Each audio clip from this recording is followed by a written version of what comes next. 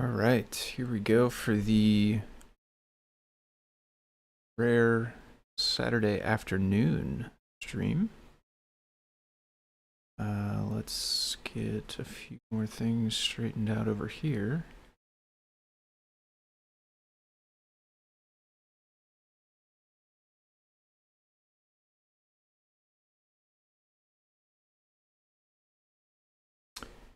All right. How's it going, Yano? Nice to see you, my friend. Let's see here. I will put this one out of the way.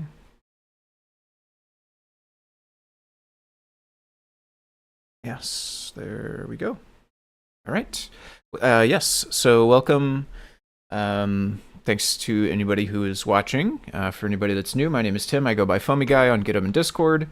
And I do not typically stream at this time, but I do usually stream on Saturdays on this day, although typically it's several hours before. So we're at 4 o'clock my time right now. I usually stream at 10 a.m. So 6 hours ago is usually when I start the stream on Saturdays. But I had some other stuff going on this morning, and so I am here later in the day.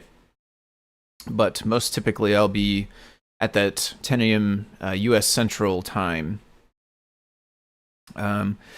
Although worth noting, programming note, there will be no stream probably next week, next Saturday for sure. Maybe I'll pop in Sunday. We'll have to see what's going on, but maybe not as well. So yeah, definitely not during the normal time. Most likely not on Saturday at all. Probably, if at all, on Sunday. But then the following week I'll be back to the normal 10 a.m. Central time on Saturdays, I think. So yes, after all of that being said, I do usually stream on Saturdays working on some CircuitPython stuff, which is what I'm going to do today as well. If you are new and you don't know what CircuitPython is, you can learn more about it at circuitpython.org, which is the main website for the project. But the quick version is that it's basically a version of Python that's designed to run on small, tiny computers called microcontrollers. And when you use CircuitPython with these devices, the way that they typically work is they plug into your computer with a USB cable. They show up like a thumb drive, and then you edit a Python code file on that thumb drive. And then when you save it, whatever Python code you put in there will get executed by the microcontroller. And these devices typically are used to hook up to other electronics. So you see lots of them have just loads of little connectors on the edges there, pins. Those are typically referred to as, and you can hook up, sensors and buttons and lights and, pretty much any kind of a little electronic doodad you can hook up to these microcontrollers. And then if you use CircuitPython, you can write some Python code in order to control those things.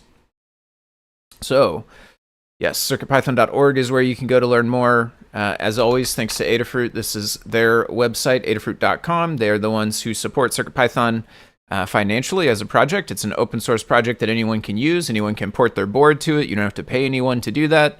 But Adafruit, the company based out of New York, they sell hardware, and then, of course, they pay software developers. They are the ones making it possible by paying the development team who works on CircuitPython. So if you want to help support the project, one of the easiest ways you can do it is just head over to adafruit.com and purchase hardware. You can get yourself some microcontrollers or any kinds of little doodads that you can hook up and connect to your microcontroller to do other stuff with. So we are going to jump right in. I have a couple of PRs pulled up to take a look at, and then I have some ideas in mind for maybe tinkering on the .org site with some ideas that Jepler gave me the other day in Discord. But let's get into the PRs first. This one I think is easy. They're just saying, why is this failed, right? Splitting should fix. So the easy answer is pre-commit. You just run pre-commit locally,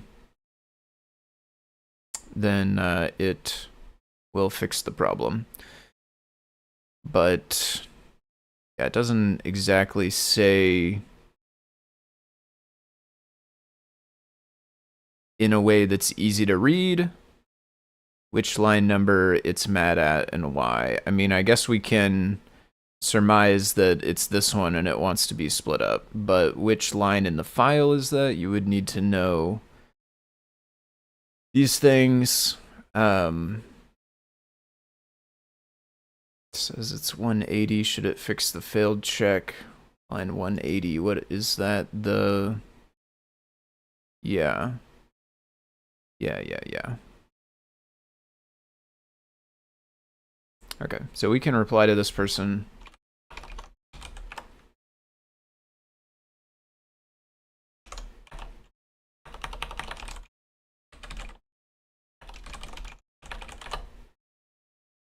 And we can also point them to the pre-commit learn guide, because that will honestly be easier, I mean, in my opinion, than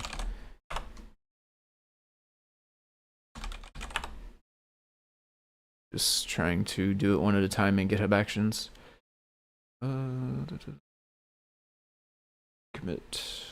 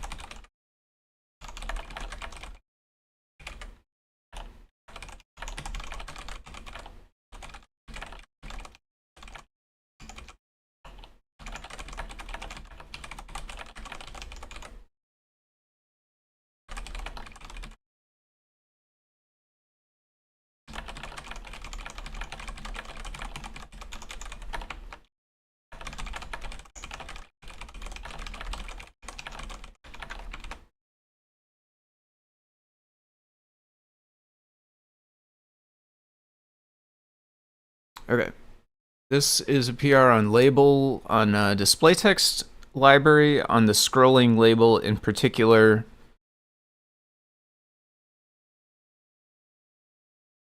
And where are we? I wish I had more context. We could click open to that. I'm just going to open it in the IDE.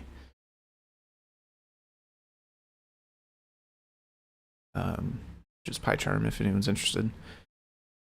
Not really the IDE, it's my IDE, but and go to, I don't really need to do this, but I always like to go to main and update just so we have the latest version here, and then I can go GHPR list. I could do all of this without updating, but go set default data fruit PR list. Optimize P, so GHPR checkout 210. Okay. And then let's compare it to main. All right, so we're on Shubham 013 main. Hey, what's going on?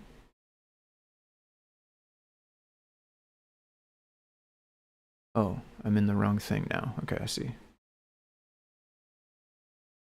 We're on, yeah, Shubham. So then we can compare. I can get this, which is going to have the whole file. So we are inside of update, and it says that if length of full text is less than max characters text, and so they've added if text does not equal full text. So it's calling super.setText, which is what? Map label? Does that have a set text? Doesn't know where to find that. I don't know where to find that either, so can't blame it. Was it underscore?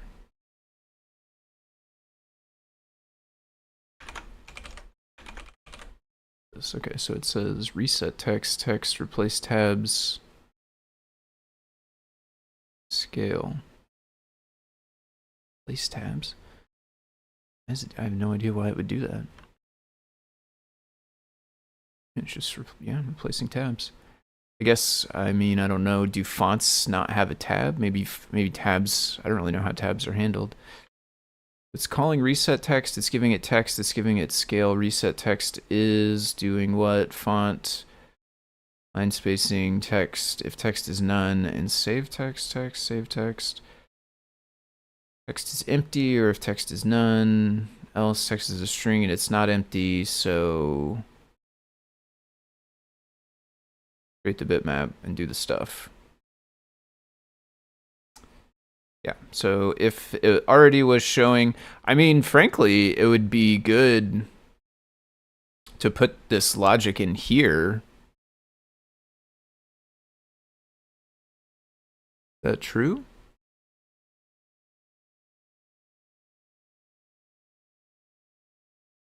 But there would be more to check, though. There would be more to check. So we would want to make sure that all of these are the same as the current values.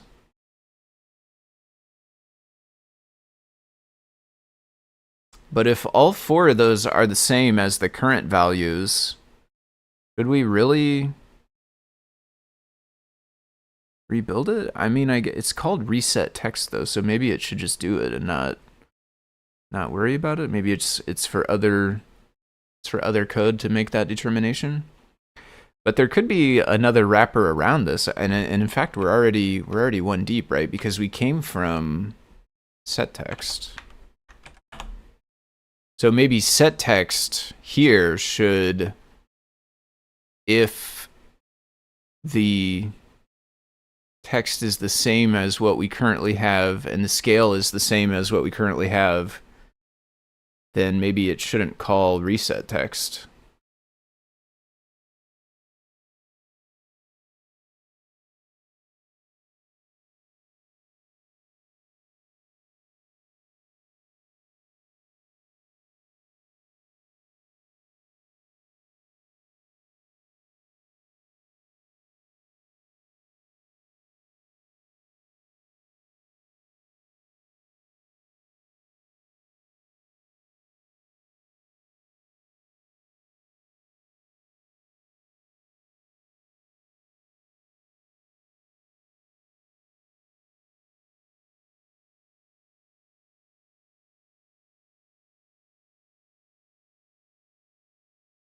Okay. So this is also specifically in the case where we don't scroll. We are inside update and we are not scrolling because the full text is less than the maximum characters.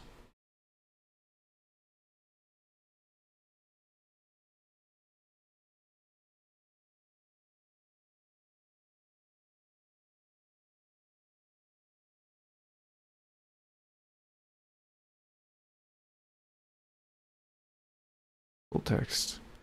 Is this really going to differ though? Text? What is underscore text?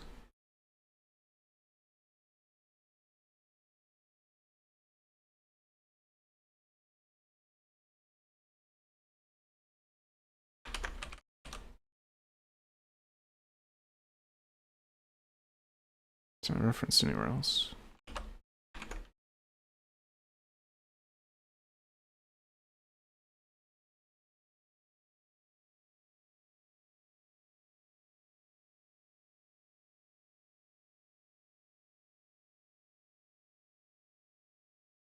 Gotta go further.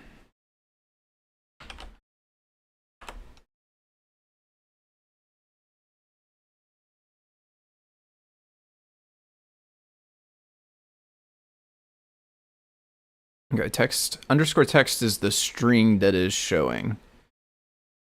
And then we have a getter for it, and we have a setter, which we'll call underscore set text.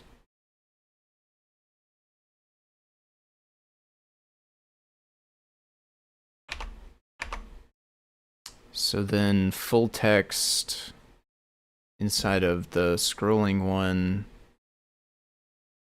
is everything, right? It could be bigger. It could be bigger than max characters. This logic is saying it won't be here, but in the typical usage, full text will be bigger, and then the scrolling behavior will occur, which is going to update the underscore text to something different.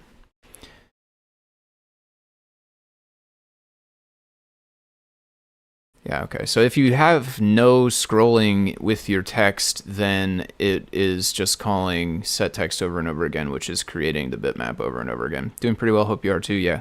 Good to see you on this fine Saturday afternoon. Yeah, thanks. I'm doing pretty well also. So that's seems fine. Yeah, that seems good to me.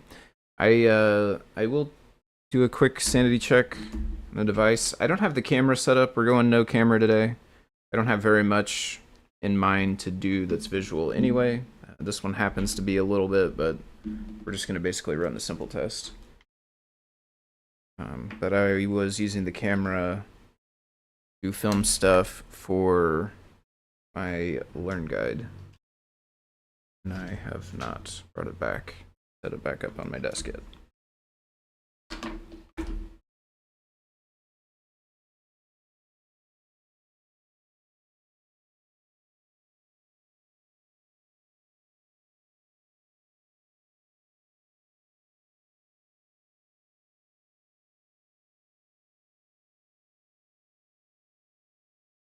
I think this one's from the repo, but I'm not sure. I'm going to keep this anyway, in case we end up needing it.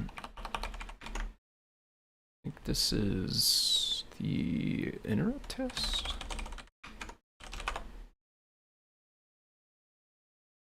I have to copy this one again.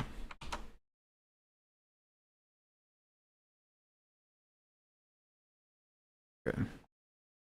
So that is scrolling, and so let's double check this with the version we have. Well, this is MPY files, which is not as easy. Let me swap this out for Python files. So let's delete that. Let's go circuit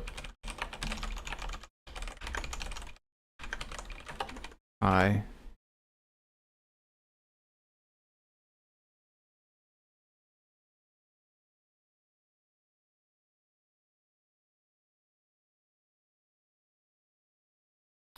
We could even go inside bitmap label, set text.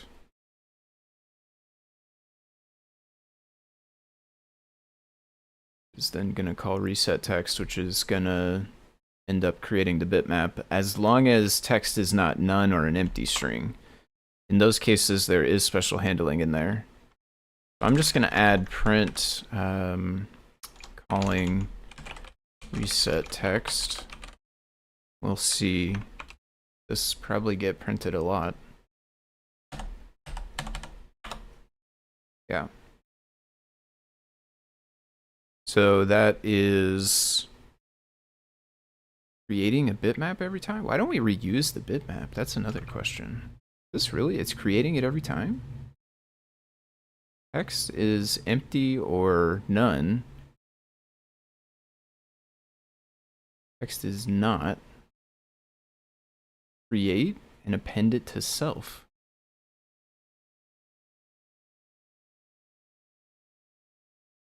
Yeah, I mean, new bitmap, if bitmap. Oh, okay, if bitmap is none.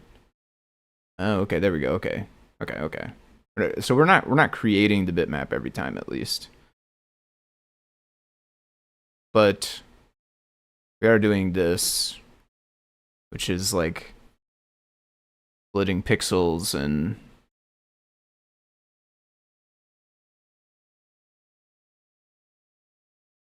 or new bitmap.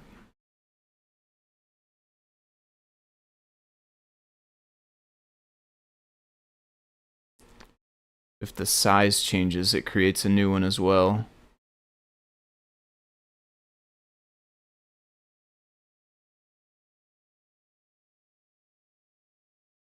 Oh, height, tile width. I think you can you update these?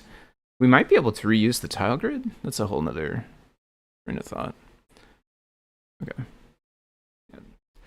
And so, yeah, the point is currently when it's short enough to not scroll, this is still getting called. So we're doing a bunch of work to like put the pixels back in to the bitmap again, which we don't really need to do. And then the one inside the PR here is going to make it not do that. So I'll copy this, delete this again. We'll paste this one. And of course, the print statement's not there anymore, so it's not printing, but I'll go and put the print statement back and we'll see that it doesn't print.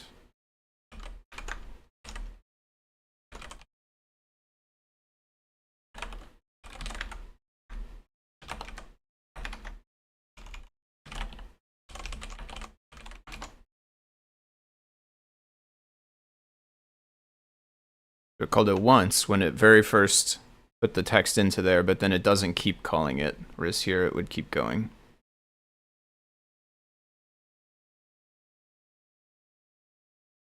Now, if it did have enough to scroll like this, then it will keep calling it. It's just having to update to each sort of window into the string, each substring. Okay.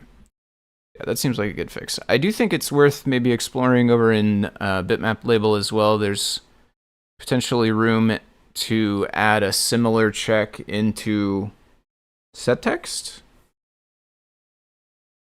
Trying to think if there's ever a reason why you would want to do it anyway. You like manually mucked with the bitmap, I guess, but I feel like that's on you. This was passing actions, right? Yeah. Wait, this is the wrong one.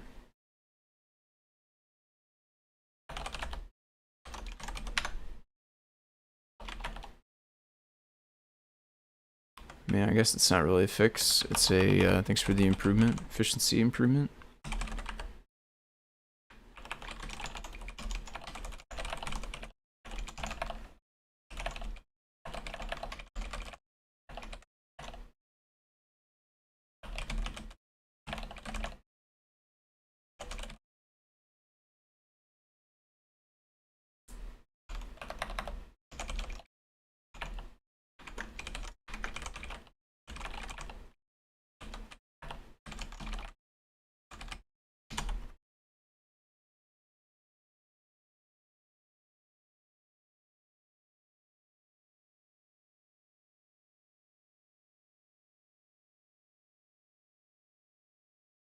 Can make a release for this also while we're here. Oh, we were on Pi. I think that's a minor. It doesn't really change the behavior. It's not a new feature.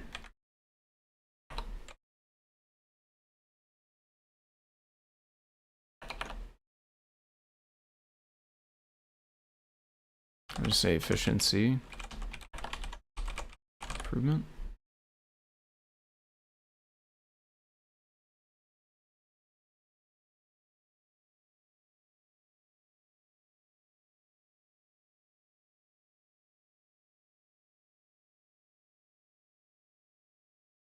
Okay.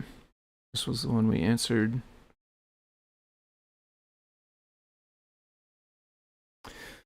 Okay, fingerprint. Add program to compare template with fingerprint. I think probably folder.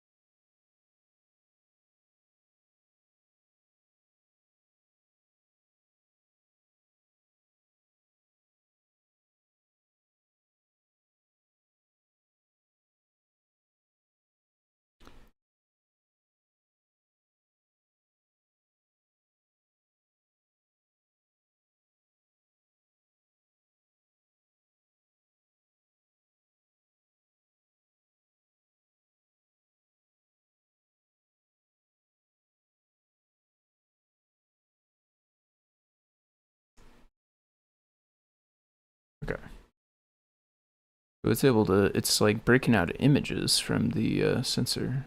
2Z, image 2, 2Z, TZ. Model, store model. Roll fingerprint.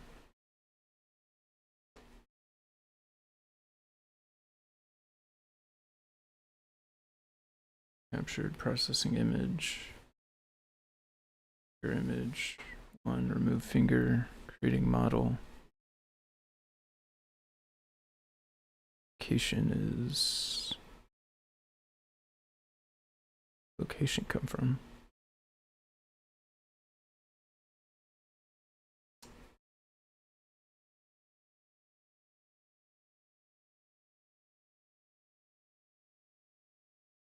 Sure, actually. Where did the, oh, enroll finger? Oh, okay. An argument.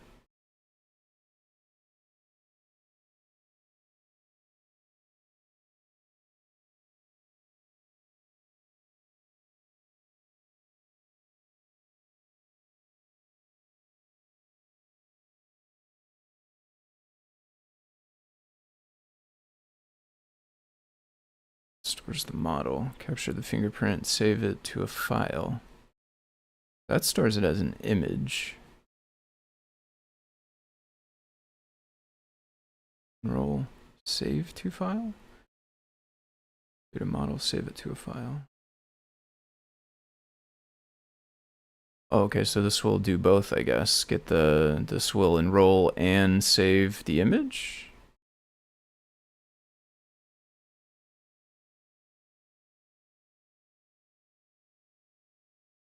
Oh, no, it's not storing the image.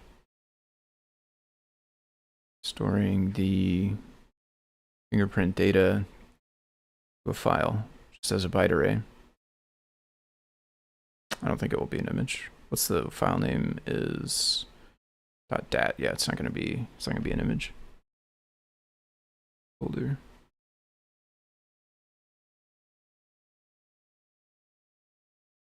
But then this will look at the DAT files.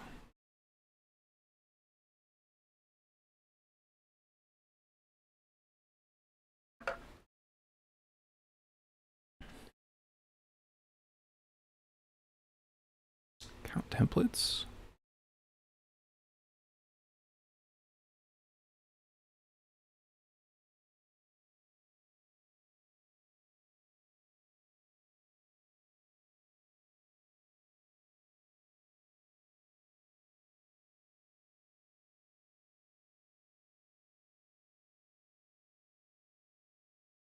Library size?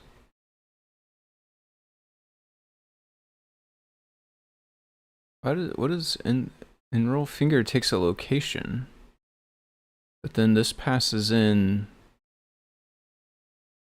get number?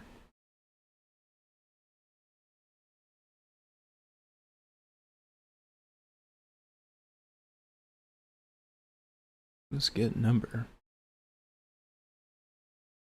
X number.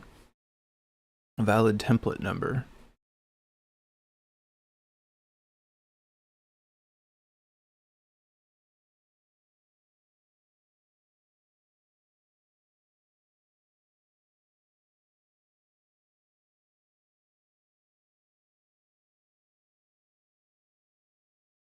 Then it goes fingered out library size.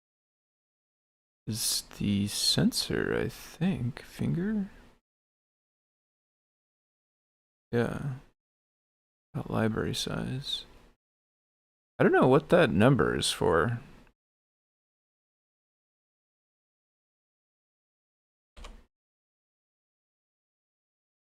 Valid template number within the available range.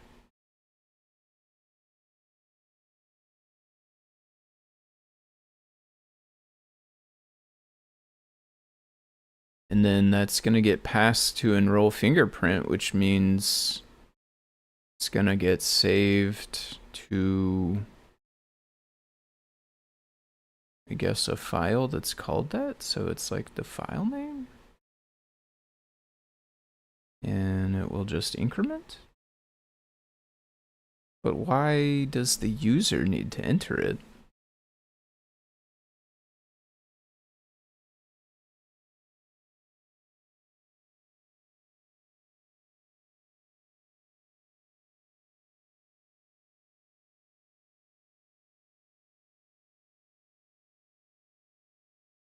What? I'm not sure what they mean template, really.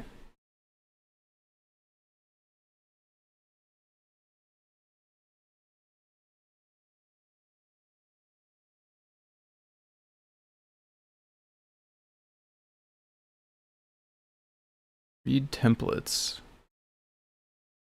Not read templates. So that looks like it just comes from this. So what is, let's see what the docs say about that.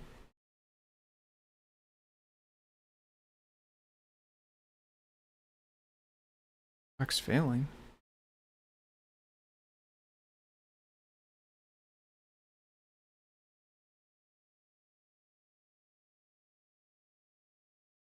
Press the sensor to count the number of templates. Compares two fingerprint templates in character buffers 1 and 2, stores the confidence score in finger ID in self.confidence, turns a packet error or OK. Templates.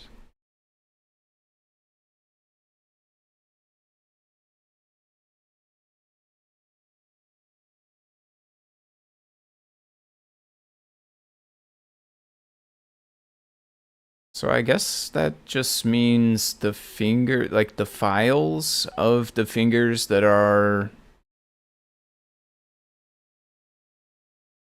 stored inside of the sensor, because I think the sensor can store them as well. This is like a program which is storing them in data files locally on the hard drive or whatever, which is different.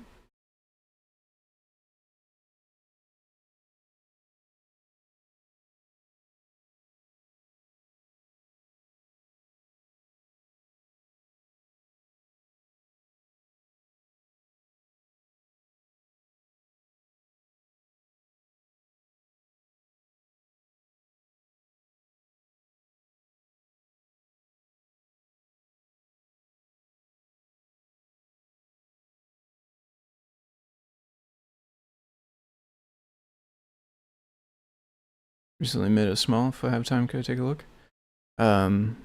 Potentially. Yeah, how's it going, Michael? Pokusa? Nice to see you, my friend. Potentially. I don't have that one pulled up, so it will depend a little bit. I do want to tinker with the .org a little bit, but it depends. Like, that might be relatively easy. And then if I have a bit more time, I could take a look at that one, at the templates. I did see it go by the other day, and it's on my radar, but wasn't on my list for today. But we might get to it still.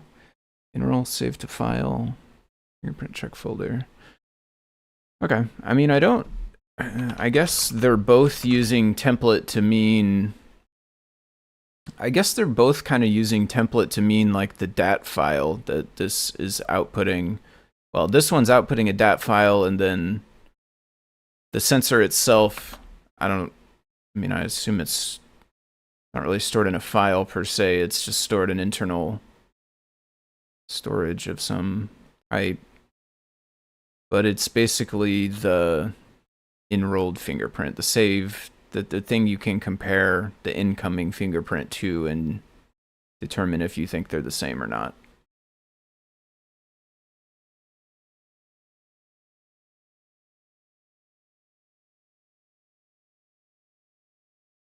And I said to update the copyright and add RPI to the name.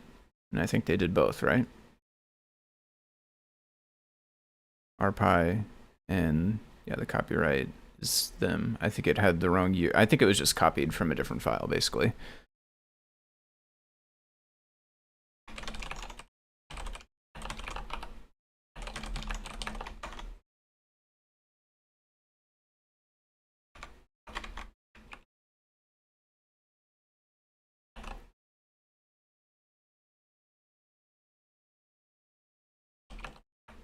It was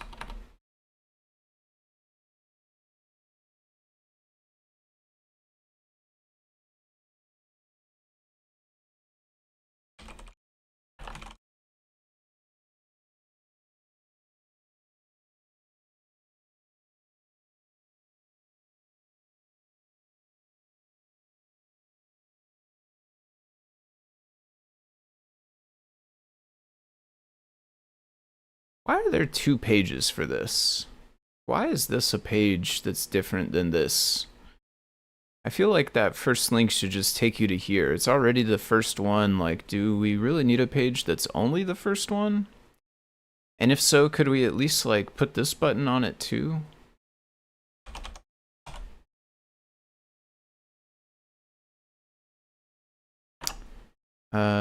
This is like RPy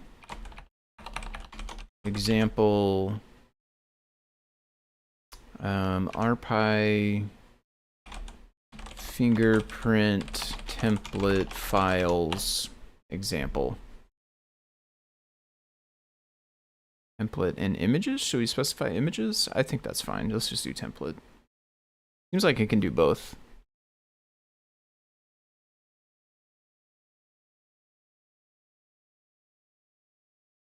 Okay.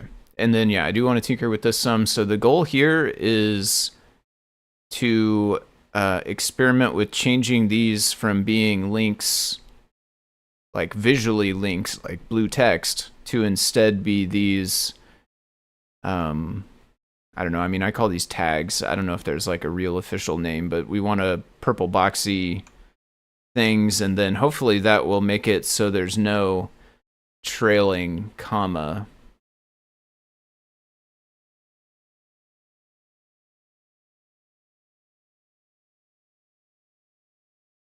Which will be inside of a template language, but this one is not the CircuitPython one. I can go to main date. Yeah, if I do not get to it today, I will take a look at it soon, though.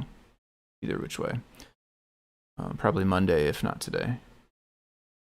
We can go to board. I think I'm just gonna close this stuff. So this board can do board.html. It's downloads. So these are what right now? So these are A's just inside of a span. Download modules. Download modules? Download modules. If stable. Stable.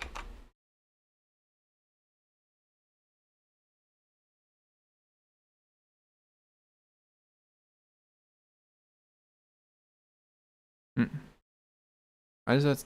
Where's that? Oh, that's in the class. That's in the class. Okay.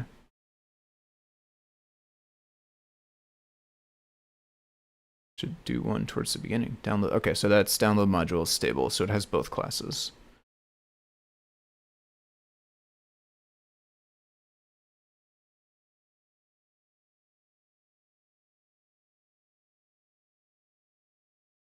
So there is this, which is like trying to not have a trailing comma, but it's not working.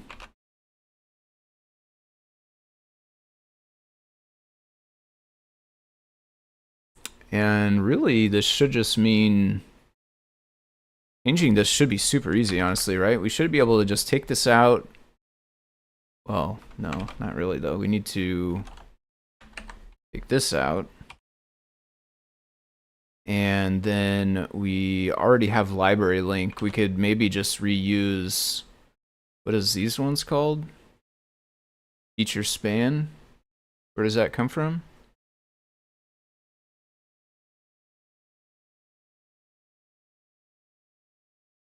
Span download CSS, SCSS. Download SCSS, feature span.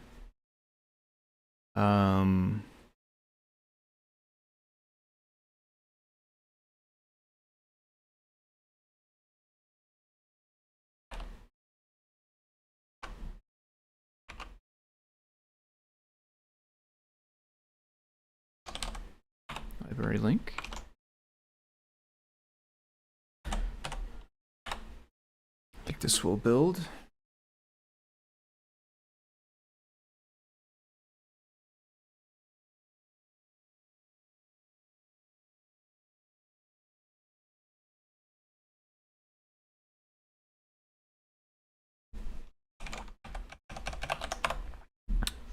the goal to remove the comma or convert these to tags? Both. Yeah, both. Convert them to tags, which will also solve the comma problem. Well, that's the idea, at least. That's the goal, certainly.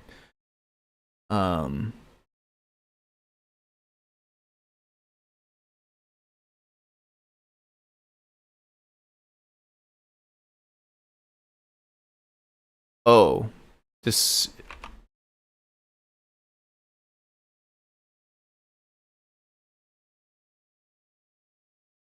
Okay. Yeah. This is frozen modules, which this device does not have any of. Let's do one that does. Yeah. So that was frozen modules. That was this one here, which no longer has the commas, but actually up here, these are the built-in modules, not the frozen ones. So this thing here is the comma. Oh, it's going to take a second to build. See, it takes like 10, 15 seconds to build.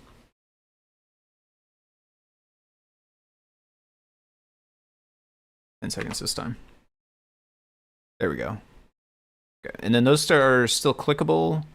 They still have the pointer, which indicates they're clickable. I think that fits pretty nice. We should probably turn this off, because that's not the... But this is how it will actually look stock.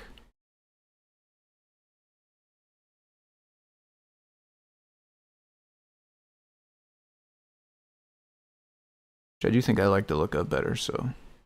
Okay, and those are new tab. So these ones are not clickable. I will say it is a bit awkward to have all of these ones be clickable and this ones be not. I mean, the mouse reacts correctly, so the user should know.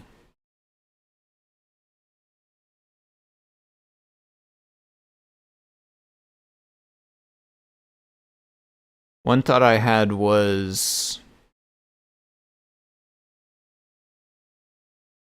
undo this. Is there a CSS not? CSS selector not?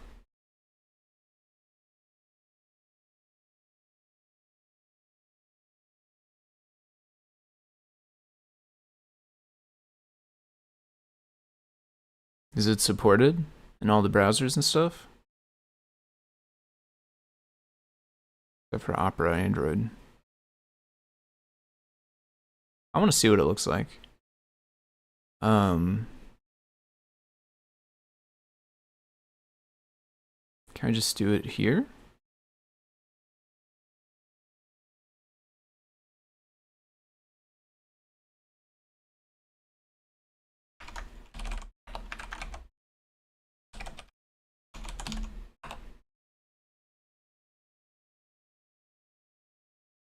Didn't work.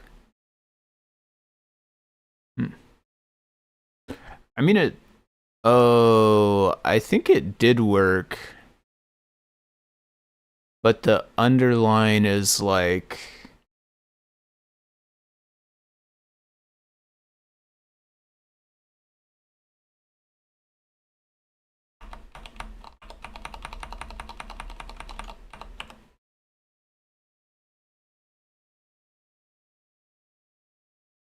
Okay.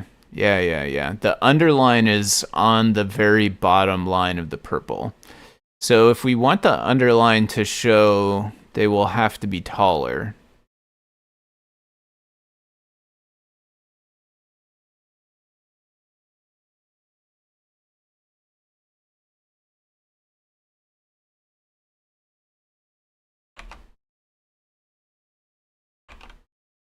I can never remember the order of these.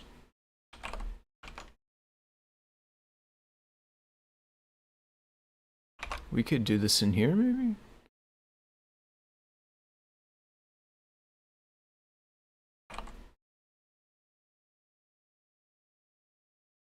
Those are the sides.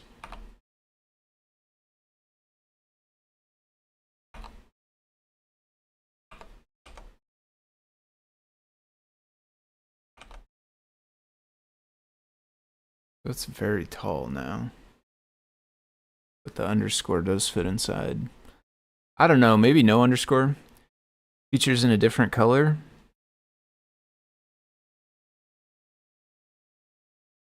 They could be a different color. I think probably purple. I mean, I don't think this red would make sense, and I don't necessarily want to be the one to introduce a new color. I do think it would serve as a nice solution to the problem. But I don't know what color to pick, and I don't necessarily want to try to introduce one to the design.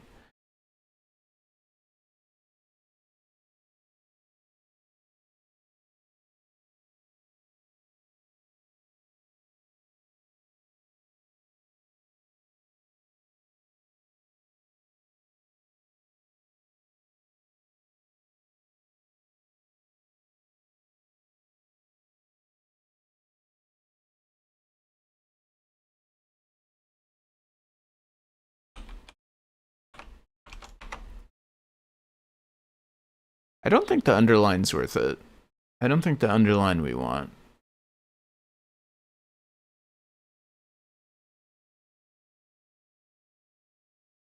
Because none of the other links are underlined anywhere.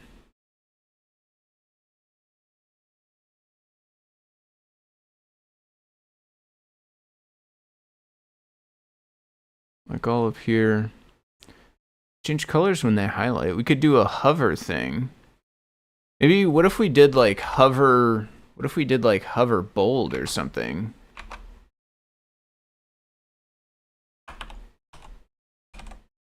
Got library link, hover, text. It's not gonna be decoration. It's font weight. I think it's font weight. Bold.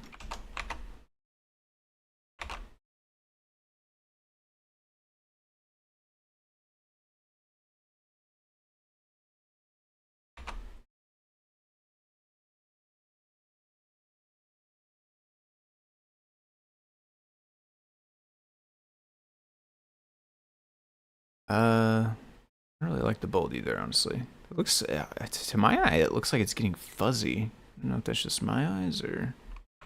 Zoom are we at? We're at 100% zoom, but my font size is bigger than default, I think.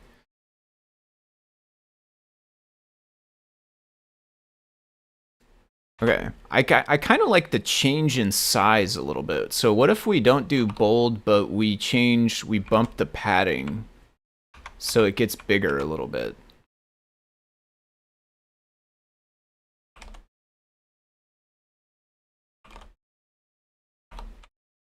Will 1 pixel all the way around be enough to notice?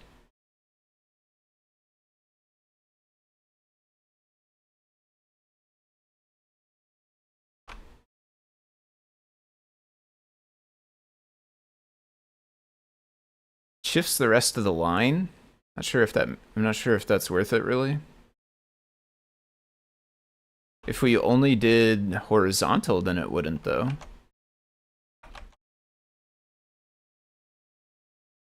Well, yeah, it will. Well, it will shift everything after it.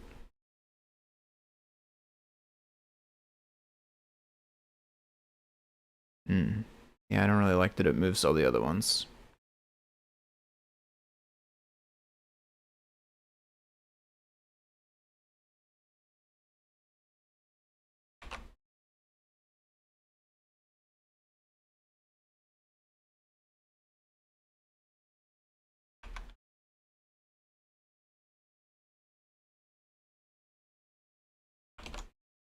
What does it look like if it gets one font bigger?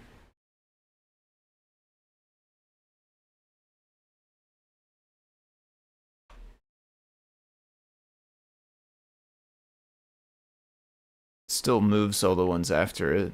Well, and actually it still moves the whole row again.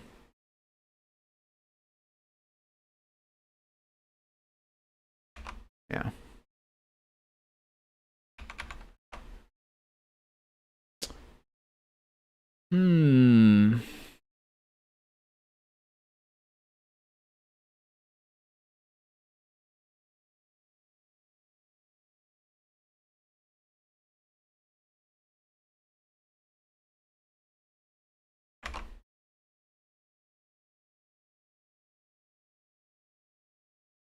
Wait, what? Oh, I didn't save it. Okay.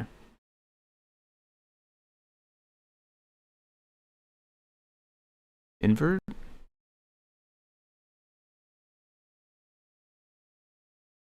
Like purple outline and white background and black text? Could maybe do that. Okay, yeah, we're back to not moving. We could go like outline on PX solid purple 1, maybe 2. Let's try 2. Background color white, color black.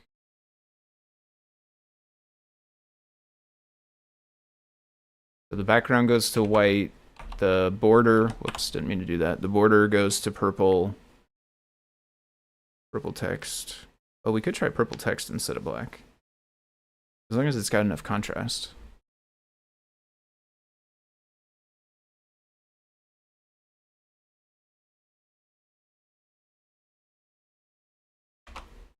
Probably will.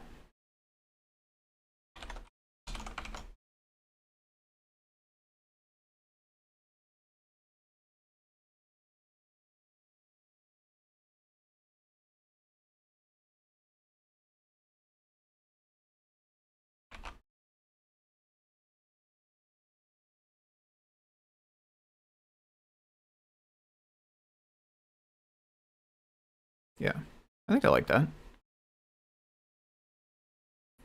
It's kind of got another bit of reactivity for your hover, which is different from these, so it kind of distincts that these are not clickable when you hover, at least. It's an extra hint along with the cursor.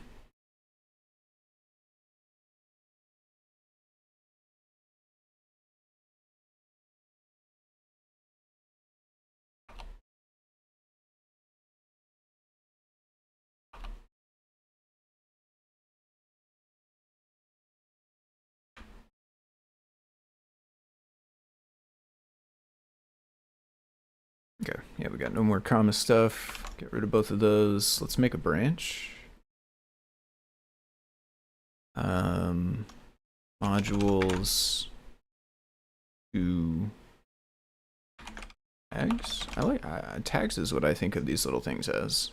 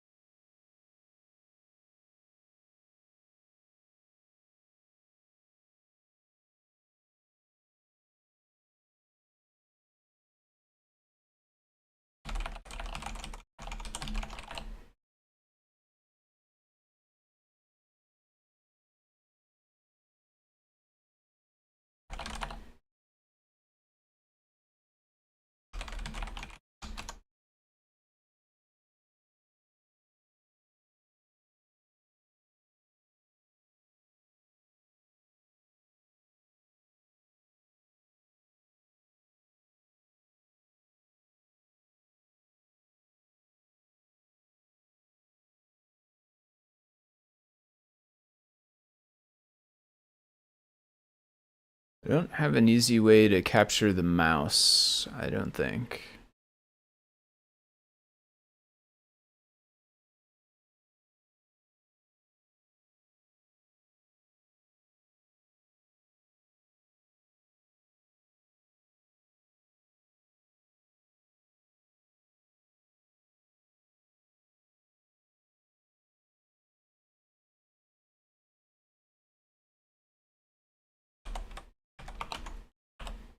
What?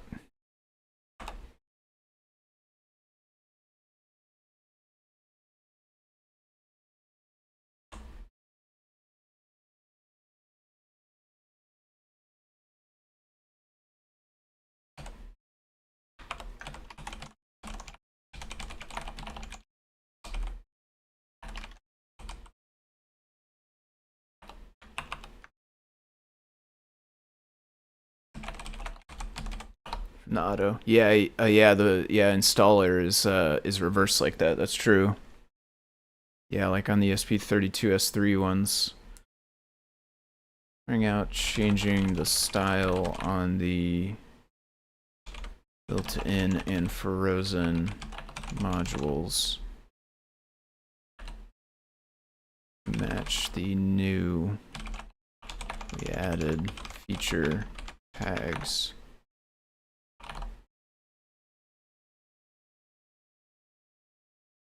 Also added an inverse effect on hover to help further denote interactivity. Clickable? Let's just say denote to help further convey to the user that they are clickable, unlike the feature ones currently.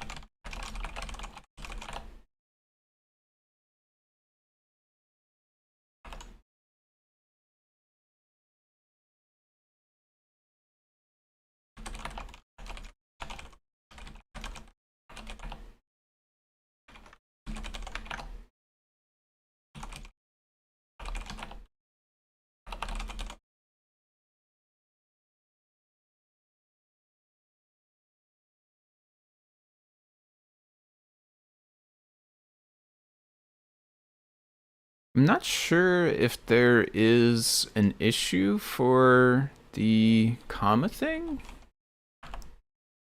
No, doesn't seem like it.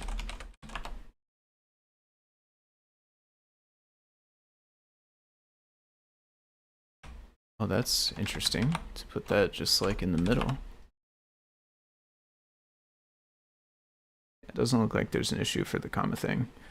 But the comma thing is partially what we're trying to fix. I think Dan mentioned something on here. Looked into this basic board in the sense, the difference, as the Shippu noted, is since as the camera add-on, there's a special very dense multi-pin connector on the baseboard. Because of that, the pins used for the camera are otherwise inaccessible. Therefore, I would be inclined to make the baseboard an alias of the sense board in CircuitPython.org and just have one build, and we can avoid needing another USB PID. We can leave the name as including sense, since it has the camera capability. Yeah, I think so.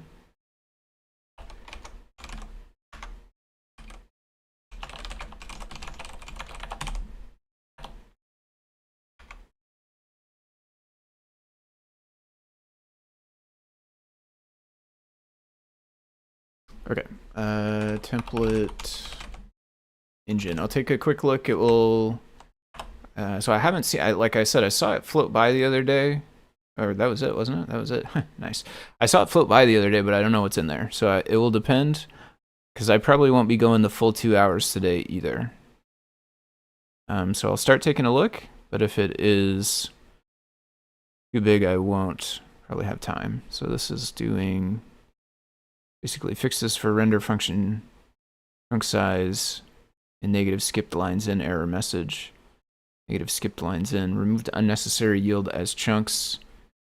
Added check for skipped lines to avoid messages like -1 line skipped. -1 line skipped. I don't think I've seen that. Refactor, rename cache to cache templates. That seems good to me. Got an extra new line. Bottom skipped lines.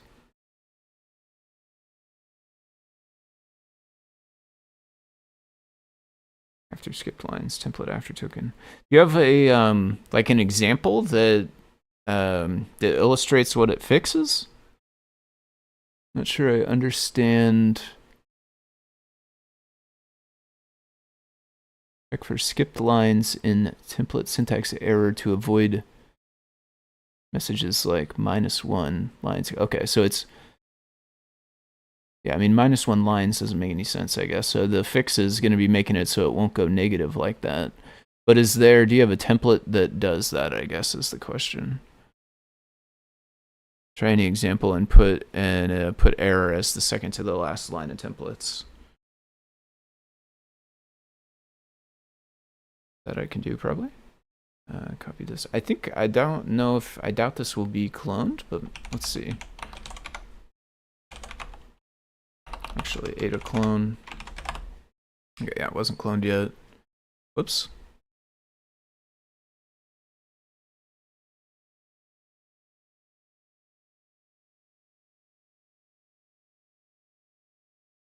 Let's. Oh. I have literally zero idea what the attach button I just clicked does. I never clicked that. It didn't even open, it looks like. What does that even do? Oh my gosh. Well, we get a chance to read it again. What does it attach? It just... How would you like to open it? This window, new window, attach.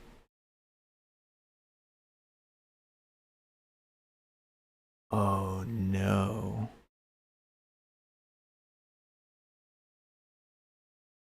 Oh. How do you unattach?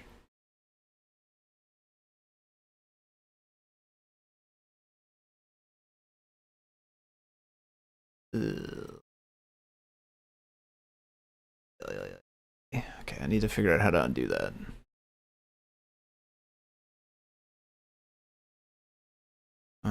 PyCharm unattach open.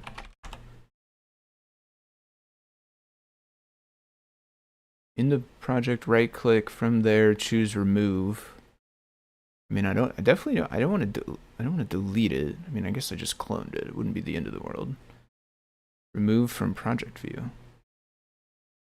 You like to detach? Yes. Why don't they should use the word detach inside of there, since they use the word attach to connect it, right? Shouldn't that say, instead of remove, should say detach also? Okay. Open this window, GHPR list. Well, let's put the stock one.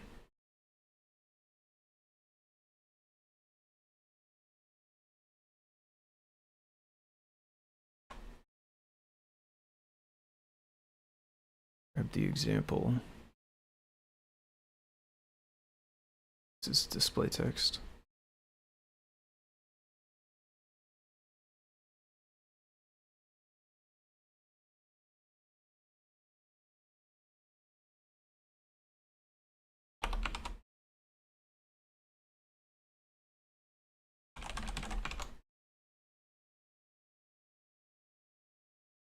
Okay, and you said what? Try an example, put an error second to the last line of the template.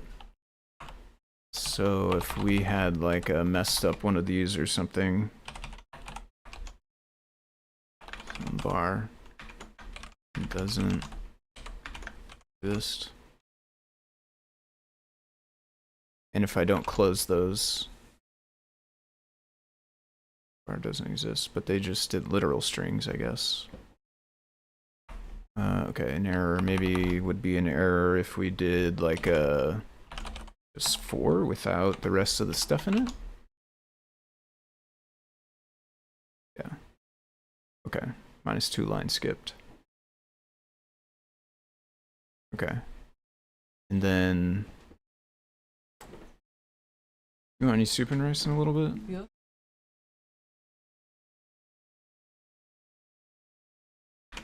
This is real.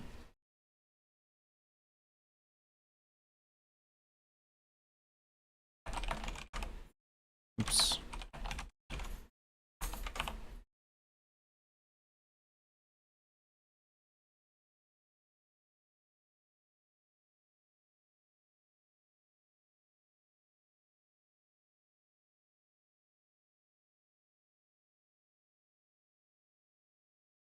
Who am I checking in for? Okay. 5 lines skipped. Did it say that before too, or no? Yes. Is it intentional there's an extra new line here?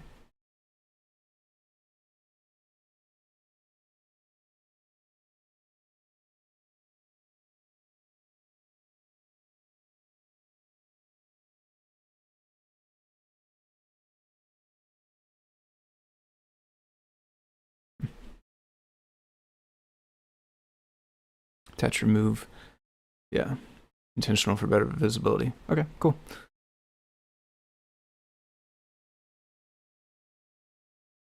And then chunk size, what is this? Removed unnecessary yield as size chunks. Yield as size chunks.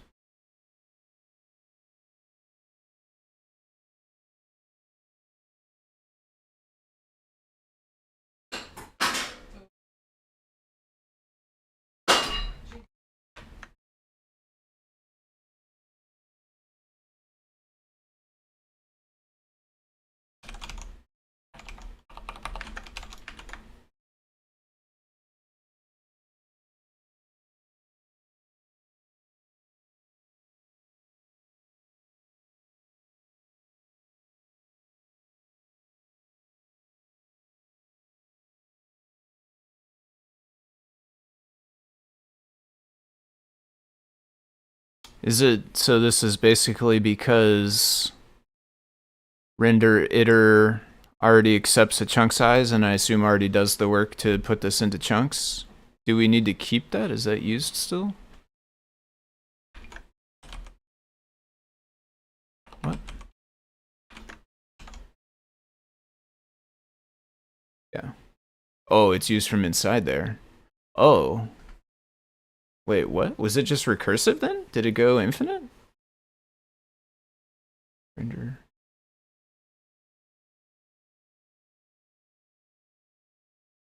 Because this calls... Because it used to say yield as size and then it would pass in render iter. But render iter would then call yield as. Oh, it's not infinite. It just does it twice every time. Is that true? Yeah, render string iter would call yield as, and it would pass in render iter. And inside render iter, it would call yield as again. Okay.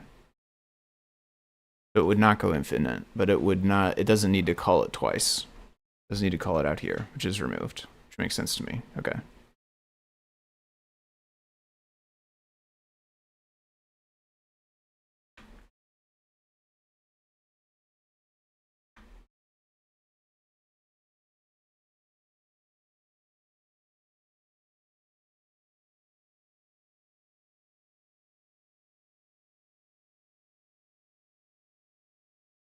Okay, there's the extra new line. And then this is the logic that fixes it so it's not negative at the bottom. Well, I don't know, maybe it could be negative at the top too, I'm not sure. Probably not though, right? I guess it counted, I see what it kind of just counted from the bottom upwards. Line skipped if 0.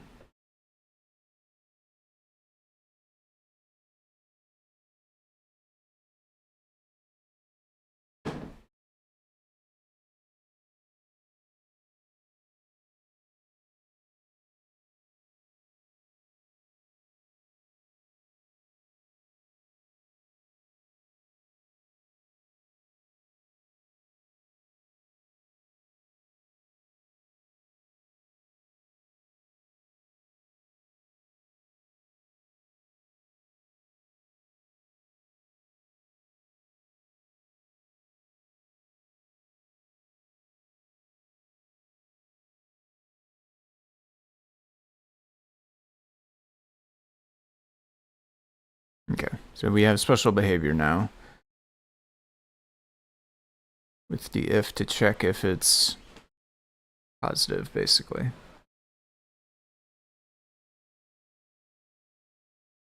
In fact, it just won't do anything if it's not. Like,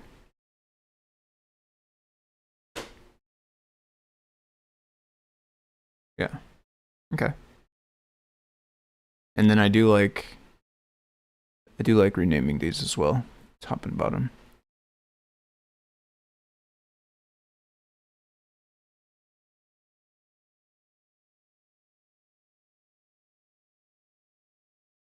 Oh wow. Started raining all of a sudden. Okay. Yeah, it's fine to me. Name cache. Yeah, we saw that.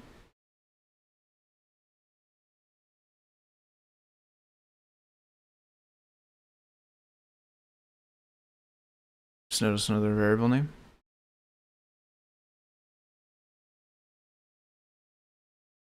Of cache, or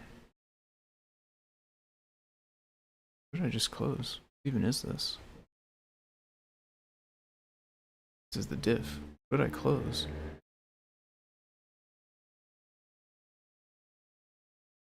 I don't know what I closed.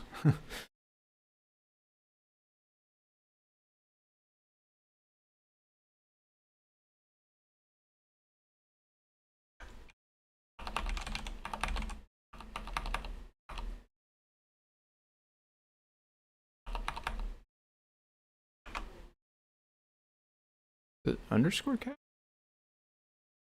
Oh.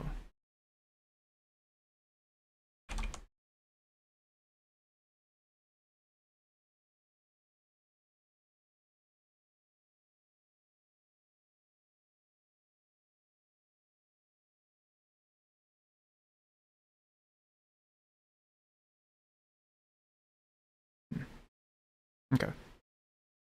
It used to be underscore cache. Okay, and then we know. Okay, so and it definitely doesn't exist anymore because it would have came up when I searched. Yeah. Okay. I would say maybe submit a separate one if you can.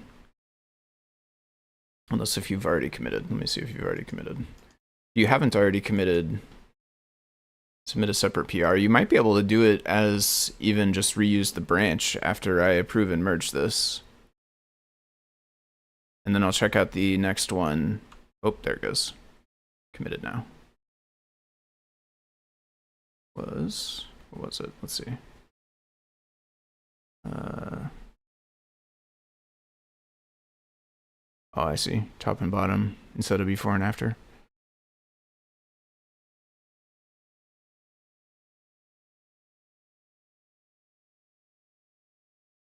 So it matches these. Or, yeah, so it matches these. Yeah, that's a good call.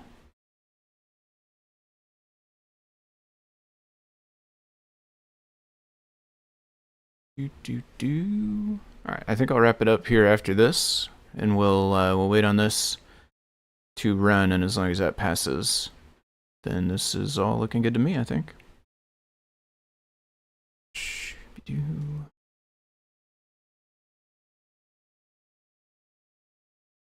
Then it is time for dinner. My world.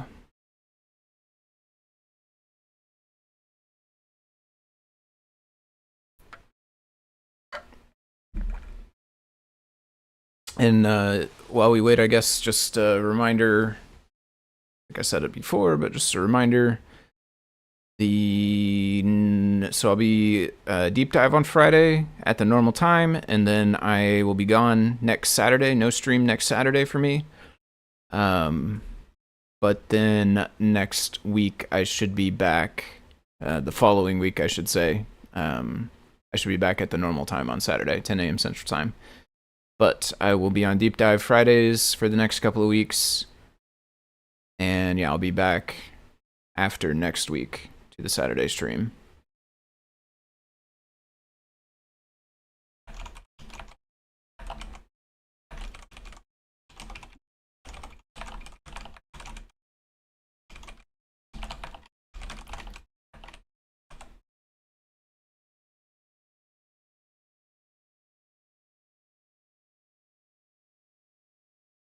Let's make a release real quick too.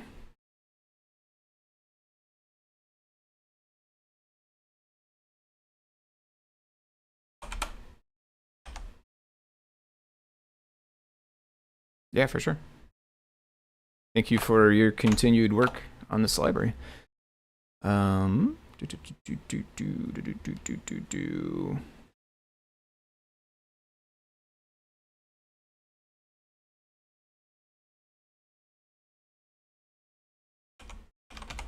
gonna put refactor and remove unneeded code.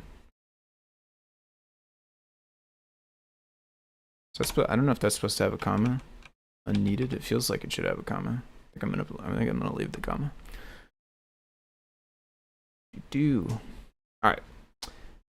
That will do it for me. Abbreviated stream. I'm off to eat some dinner. Thank you to everyone for watching. Thanks for the folks in the Discord as well. Thanks to Michael Pocusa, like I said a minute ago, for all of your work on Template Engine, which is super cool. For anybody who doesn't know, this is like a I mean, it's similar to the stuff we were doing on the .org site, where we have a template rendering thing that renders HTML for us based on some input variables. This is like the CircuitPython version of that. So you can use it for HTML if you want. If you're using HTTP server, that's kind of the main kind of primary intended use case for it, but it can also render other types of files if you want it as well. I played a little bit with rendering SVG files, actually. Somewhere I have a QR code that renders as a SVG using this. I don't know that I published it, but can render all sorts of templates with this. Super cool thing. Yeah, thank you to everyone for watching. Hope you all have a nice rest of your weekend. And yeah, I will catch you later. Again, deep dive on Friday will be the next time that I am back. Yeah, JSON, it's another good one. Alrighty, take it easy, folks. See you later.